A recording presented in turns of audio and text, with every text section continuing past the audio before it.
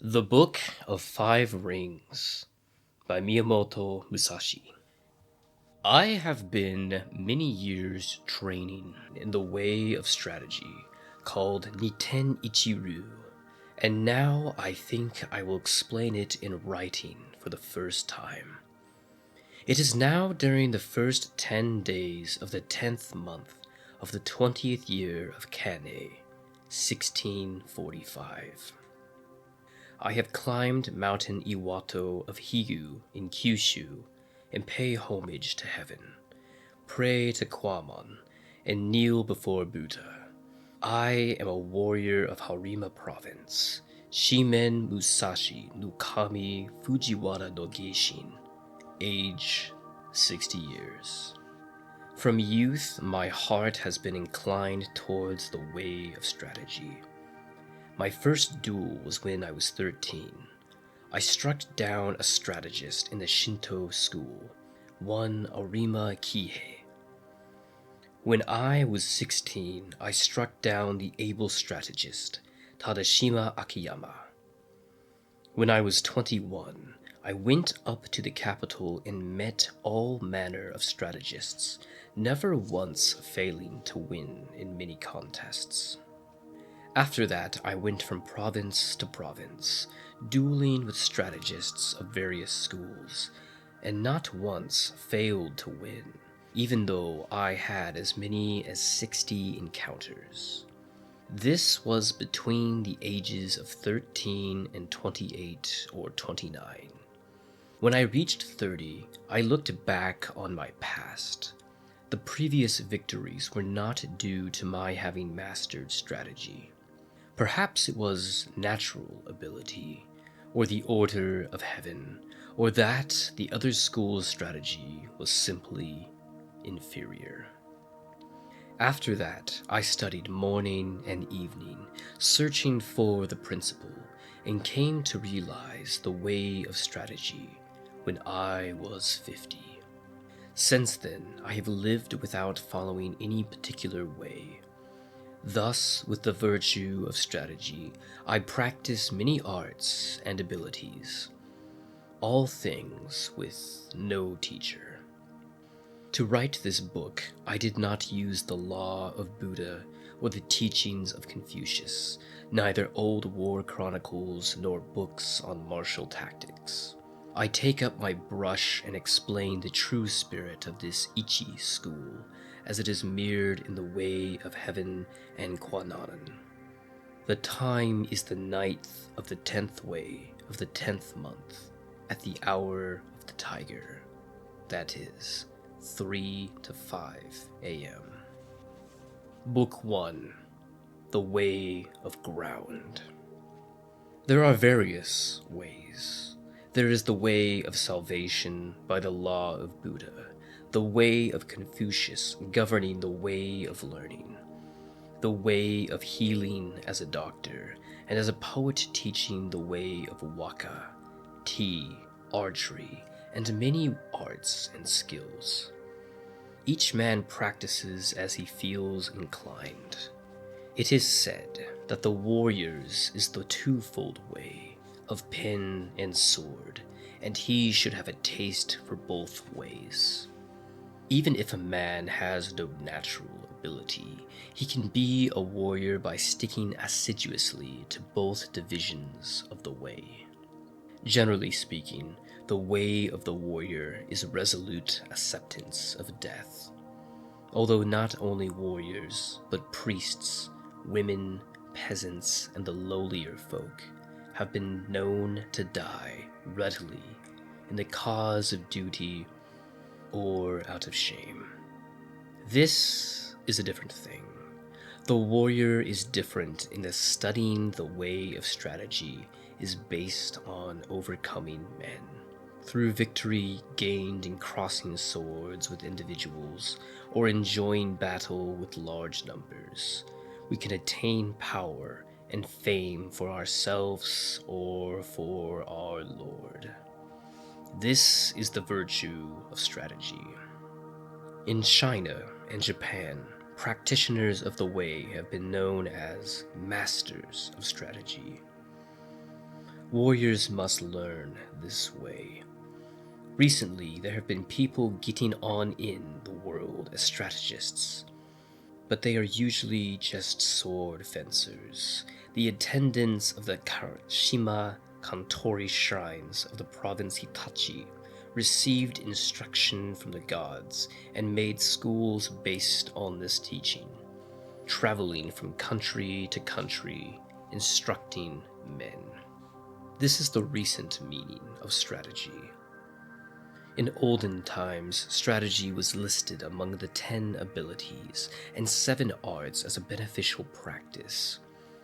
It was certainly an art, but as beneficial practice, it was not limited to sword fencing. The true value of sword fencing cannot be seen within the confines of the technique. If we look at the world, we see arts for sale. Men use equipment to sell their own selves. And if with the nut and the nut has become less than the flower. In this way, the way of strategy, both those teaching and those learning the way are concerned with coloring and showing off their technique, trying to hasten the bloom of the flower. They speak of this dojo and that dojo. They are looking for profit. Someone once said, immature strategy is the cause of grief. I have known this to be true. There are 4 ways in which men must pass through life: as gentlemen, farmers, artisans, and merchants. The way of the farmer. Using agricultural instruments, he sees springs through to autumns, with an eye on the changes of the season. Second is the way of the merchant. The winemaker obtains his ingredients and puts them to use to make a living. The way of the merchant is to always live by taking profit. This is the way of the merchant. Thirdly is the gentleman warrior, carrying the weaponry of his way. The way of the warrior is to mastery the virtue of his weapons. If a gentleman dislikes strategy, he will not appreciate the benefit of weaponry, so must he not have a little taste for this. Fourthly, the way of the artisan. The way of the carpenter is to become proficient in the use of his tools, first to lay his plans with a true measure, and then perform his work according to that plan. Thus he passes through life. These are the 4 ways of the gentleman, the farmer, the artisan, and the merchant. The comparison with carpentry is through the connection with houses. Houses of the nobility, houses of warriors, the 4 houses, ruin of houses, thriving of houses, the style of the house, the tradition of the house, and the name of the house. The carpenter uses a master plan of the building, and the way of strategy is similar in that there is a plan of campaign. If you want to learn the craft of war, ponder over this book.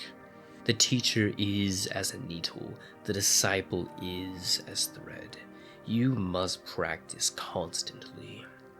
Like the foreman carpenter, the commander must know natural rules, and the rules of the country, and the rules of houses. This is the way of the foreman. The foreman carpenter must know the architectural theory of towers and temples, and the plans of palaces, and employ men to raise up houses. The way of the foreman carpenter is the same as the way of the commander of the warrior house. In the construction of houses, choice of woods is made. Straight, unknotted timber for good appearance is used for the revealed pillars. Straight timber with small defects is used for the inner pillars. Timber of the finest appearance, even if a little weak, is used for the thresholds, lintels, doors, and sliding doors, and so on. Good, strong timber, though it be gnarled and knotted, can always be used discreetly in construction. Timber which is weak or knotted throughout should be used as scaffolding, and later for firewood. The foreman carpenter allots his men work according to their ability. Floor layers, maker of sliding doors, thresholds and lintels, ceilings, and so on. Those of lesser ability lay the floor joists, carve wedges, and do such miscellaneous work. If the foreman knows and deploys his men well, the finished work will be good. The foreman should take into account the abilities and limitations of his men, circulating among them and asking nothing unreasonable. He should know their morale and spirit and encourage them when necessary. This is the same as the principle of strategy. Like a trooper, the carpenter sharpens his own tools. He carries his equipment in his tool belt and works under the direction of his foreman.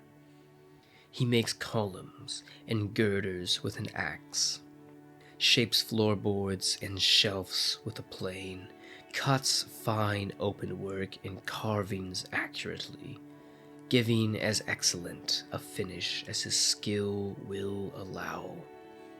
This is the craft of the carpenters. When the carpenter grows to be skilled and understands measures, he can become a foreman. The carpenter's attainment is having tools which will cut well to make small shrines, writing shelves, tables, paper lanterns, chopping boards, and pot lids. These are the specialties of the carpenter. Things are similar for the trooper. You ought to think deeply about this. The attainment of the carpenter is that his work is not warped, that the joints are not misaligned, and that the work is truly planned so that it meets well. It is not merely finished in sections. This is essential. If you want to learn this way, deeply consider the things written in this book one at a time. You must do sufficient research. The way is shown in 5 books concerning different aspects. These are ground, water, fire, wind, and void. The body of the way of strategy from the viewpoint of my Ichi school is explained in the ground book. It is difficult to realize the true way just through sword fencing. Know the smallest things and the biggest things, the shallowest things and the deepest things, as if it were a straight road mapped out on the ground. The first book is called the Book of the Ground. Second is the Book of Water. With water as the basis, the spirit becomes like water. Water adopts the shape of its receptacle. It is sometimes a trickle and sometimes a wild sea. Water has a clear blue color. By this clarity, things of Ichi school are shown in this book. If you master the principles of sword fencing, when you freely beat one man, you beat any man in the world. The spirit of defeating a man is the same for 10 million men. The strategist makes small things into big things, like building a great Buddha from a 1-foot model. I cannot write in detail how this is done. The principle of strategy is having one thing, to know 10,000 things. Things of the Ichi school are written in this, the Book of Water. Third is the Book of Fire. This book is about fighting. The spirit of fire is fierce, whether the fire be small or big. And so it is with battles. The way of battle is the same for man-to-man fights and for 10,000 side battles. You must appreciate that the spirit can become big or small. What is big is easy to perceive. What is small is difficult to perceive. In short, it is difficult for large numbers of men to change position, so their movements can be easily predicted. An individual can easily change his mind, so his movements are difficult to predict. You must appreciate this. The essence of this book is that you must train day and night in order to make quick decisions. In strategy, it is normal and necessary to treat training as part of life with your spirit unchanging. Thus, combat in battle is described in the Book of Fire. Fourth is the Book of Wind. This book is not concerned with my Ichi school, but with other schools of strategy. By wind, I mean old traditions, present-day traditions, and family traditions of strategy. Thus, I clearly explain the strategies of the world. This is tradition. It is difficult to know yourself if you do not know others. To all ways there are sidetracks. If you study a way daily and your spirit diverges, you may think that you are obeying a good way, but objectively, it is not the true way. If you are following the true way and diverge a little, this will later become a large divergence. You must realize this. Other strategies have come to be thought of as mere sword fencing, and it is not unreasonable that this should be so. The benefit of my strategy, although it includes sword fencing, lies in a separate principle.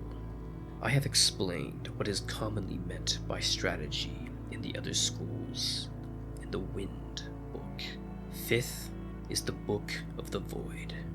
By void, I mean that which has no beginning and no end. Attaining this principle means not attaining the principle. The way of strategy is the way of nature. When you appreciate the power of nature, knowing the rhythm of any situation, you will be able to hit the enemy naturally and strike naturally. All this is in the way of the void. I intend to show how to follow the true way according to the nature in the Book of the Void. Warriors, both commanders and troopers, carried 2 swords at their belt. In olden times, these were called the long sword and the sword. Nowadays, they are known as the sword and the companion sword.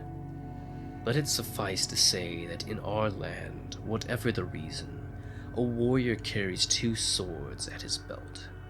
It is the way of the warrior. Niten Ichiru shows the advantage of using both swords.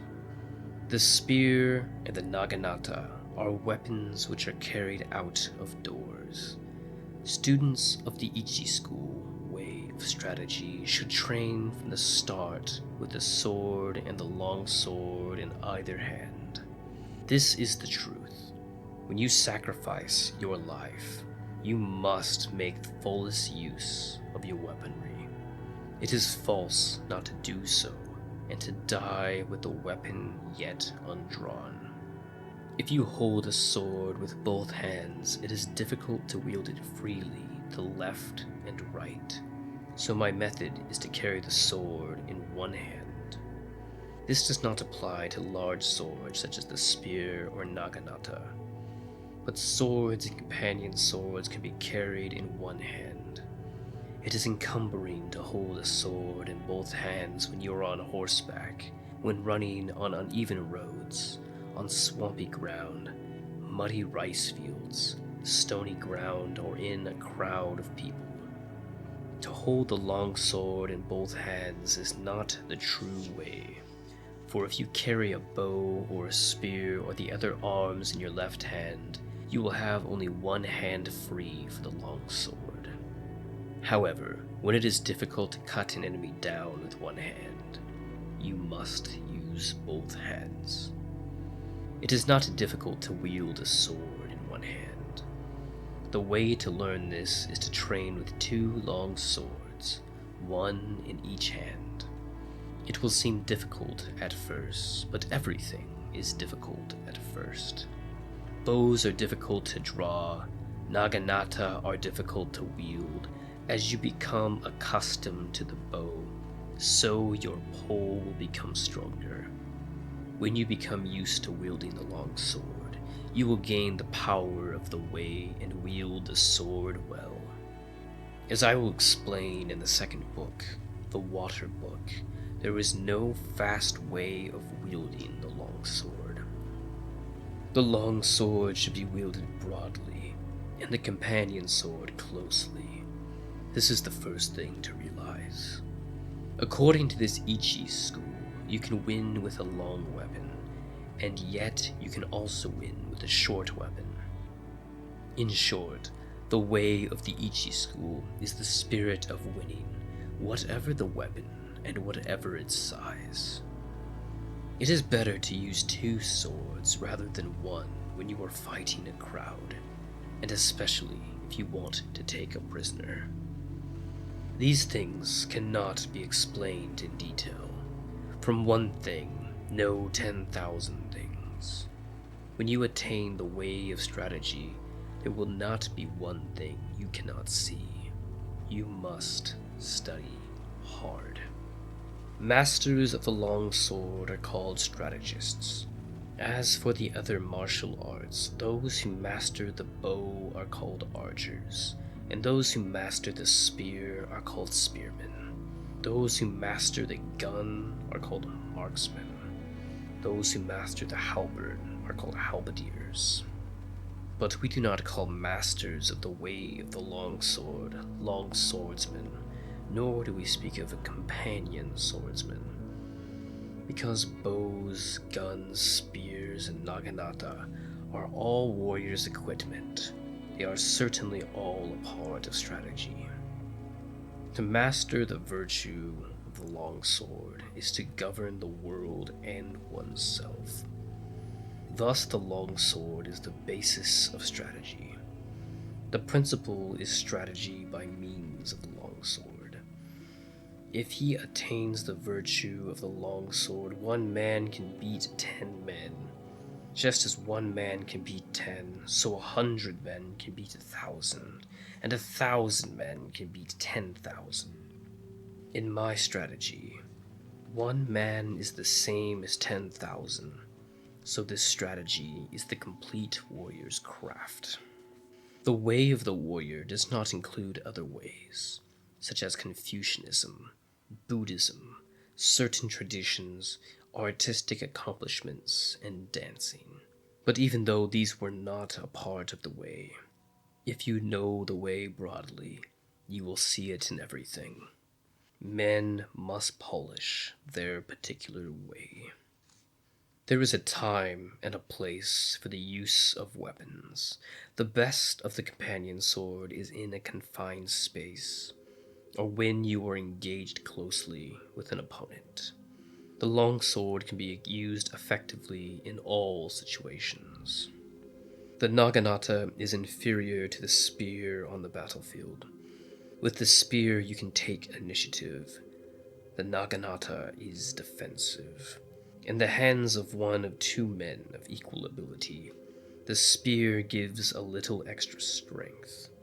Spear and halberd both have their uses, but neither is very beneficial in confined spaces.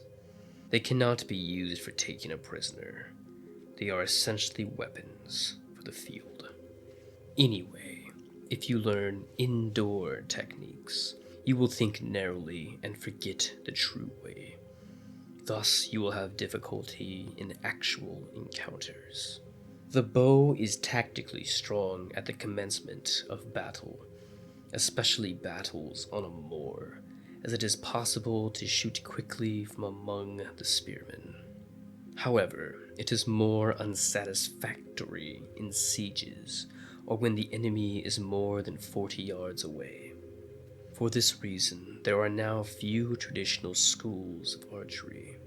There is little use today for this kind of skill. From inside fortifications, the gun has no equal among weapons. It is the supreme weapon on the field before the ranks clash. But once swords are crossed, the gun becomes useless. One of the virtues of the bow is that you can see arrows in flight and correct your aim accordingly, whereas gunshot cannot be seen. You must appreciate the importance of this. Just as a horse must have endurance and no defects, so it is with weapons. Horses should walk strongly, and swords and companion swords should cut strongly. Spears and naginata must stand up to heavy use. Bows and guns must be sturdy.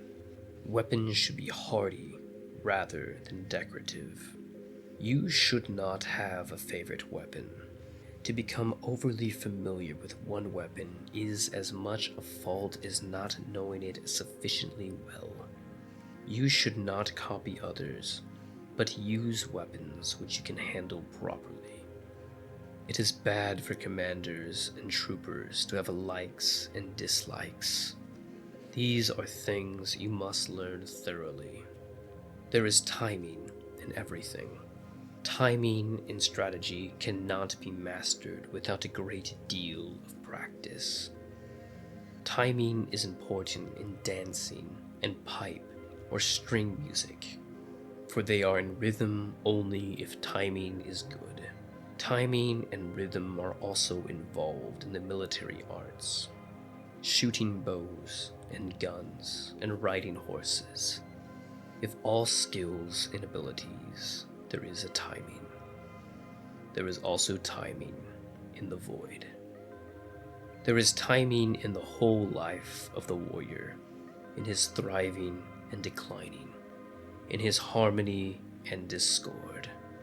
Similarly, there is timing in the way of the merchant, in the rise and fall of capital. All things entail rising and falling timing. You must be able to discern this. In strategy, there are various timing considerations. From the outset, you must know the applicable timing and inapplicable timing, and from among the large and small things and the fast and slow timings, find the relevant timings. First seeing the distance timing and the background timing. This is the main thing in strategy. It is especially important to know the background timing, otherwise your strategy will become uncertain. You win in battles with the timing in the void born of the timing of cunning by knowing the enemy's timing, and thus using the timing which the enemy does not expect. All the 5 books are chiefly concerned with timing.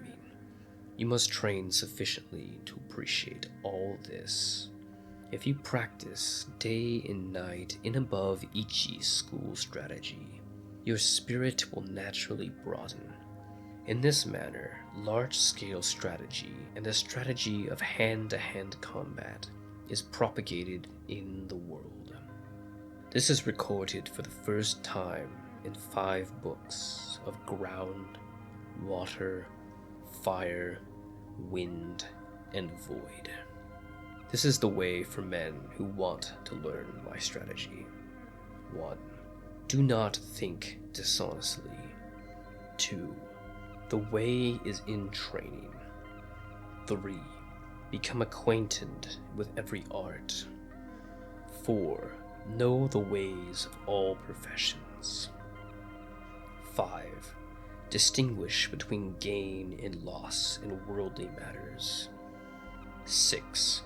Develop intuitive judgment and understanding for everything. 7. Perceive those things which cannot be seen.